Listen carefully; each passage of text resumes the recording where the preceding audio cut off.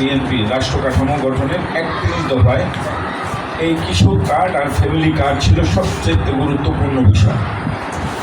ইনশাল্লাহ আল্লাহর অশেষ রহমতে উপরওয়ালার ইচ্ছায় বিএনপি আপনাদের ভোটে নির্বাচিত হয়ে ক্ষমতায় এসেছেন জনাব তারেক রহমান। আল্লাহ তাআলা সেই কর্মকাণ্ড তাকে করার জন্য সুযোগ করে দিয়েছেন। এই জন্য আমার কাছে ভালো লাগছে যে তার ইচ্ছা আজকে তিনি সেই প্রান্তিক পর্যায়ের মানুষদের কাছে কৃষক কার্ড এবং ফ্যামিলি কার্ড নিয়ে যেতে পেরেছে। আমি 40টা জেলায় প্রোগ্রাম করেছি, কৃষক কার্ড ফ্যামিলি কার্ডের কথা বলেছি। আমাদের প্রতিপক্ষ যারা রাজনীতি করেন এগুলো নিয়ে অনেক আলোচনা সমালোচনা করছেন।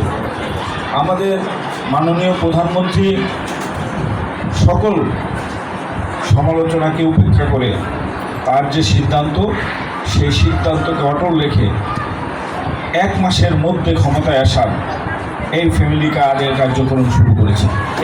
আজকে এই কৃষক কার্ড প্রকৃত কৃষকরা যেন পায়, সেই জন্য আপনারা লক্ষ্য করবেন